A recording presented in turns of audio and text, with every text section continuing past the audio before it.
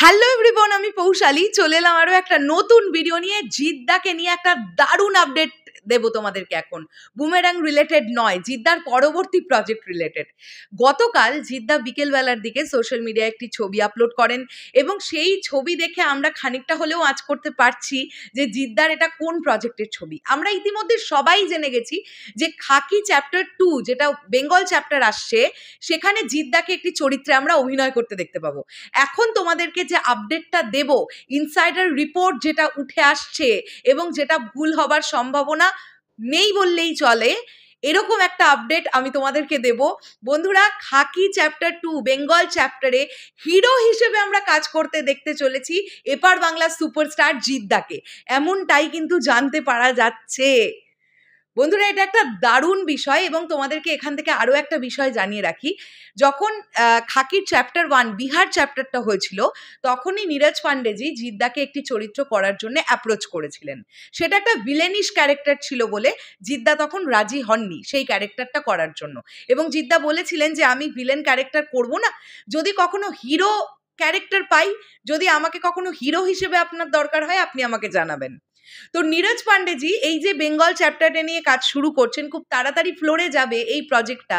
শোনা যাচ্ছে এই প্রজেক্টটার হিরো হিসেবে আমরা জিদ্দাকেই দেখতে পাবো। দেখো, টলিউড ইন্ডাস্ট্রি থেকে প্রচুর অভিনেতা অভিনেত্রীরা এখন বলিউডে কাজ করছেন, সাউথে কাজ করছেন, আমরা জানি। কিন্তু প্রথম একটা কাজের শুরুতেই হিরোর ক্যারেক্টার পাওয়া, এটা কিন্তু একটা বিরাট বড় ব্যাপার, আমাদের জন্য কিন্তু খুব আনন্দের একটা ব্যাপার। আমি যে সোর্স থেকে খবরটা জানতে পেরেছি, সেই সোর্সটা আমি তবেই তোমাদেরকে জানাবো যে যদি আমি দেখি এই খবরটা মিলল না। কিন্তু আমি এখনো বলছি এই খবরটা মেলার চান্স কিন্তু 80 থেকে 85%। এত বড় কথাও তোমাদের বললাম। তো দারুণ লাগছে। আমি তো অলরেডি খাকি চ্যাপ্টার 1 দেখেছিলাম, আমি চ্যাপ্টার 2 তো বেঙ্গল চ্যাপ্টার ডেফিনেটলি দেখবো। এবং আমরা সবাই জানি যে চেঙ্গিজের সময় থেকে নীরজ পান্ডেজির সঙ্গে জিদ্দার রিলেশন বরাবরই ভালো ছিল, চেঙ্গিজের সময় সেটা আরও বেড়েছে। তো ডেফিনেটলি তিনি প্রচণ্ড ভালোভাবে জিদ্দাকে দিয়ে কাজ করাতে পারবেন, এটা আমরা সবাই জানি। এবং জিদ্দা খুব ভালো একজন অভিনেতা, মানে পুলিশের চরিত্রে তাকে আমরা দেখতে পাবো, মারাত্মক দেখতে লাগবে, এটা আমরা বুঝতে পারছি। এবং গতকাল যে ছবিটা জিদ্দা সোশ্যাল মিডিয়া আপলোড করেছিলেন, সেটা খানিকটা শত্রুর মতন লুকটা ছিল, নিশ্চয়ই তোমরা সবাই আমার সঙ্গে একমত হবে। তো আমি সুপার এক্সাইটেড এই প্রজেক্টটা দেখার জন্য। দেখা যায় কি এই প্রজেক্টটা কবে রিলিজ হয়।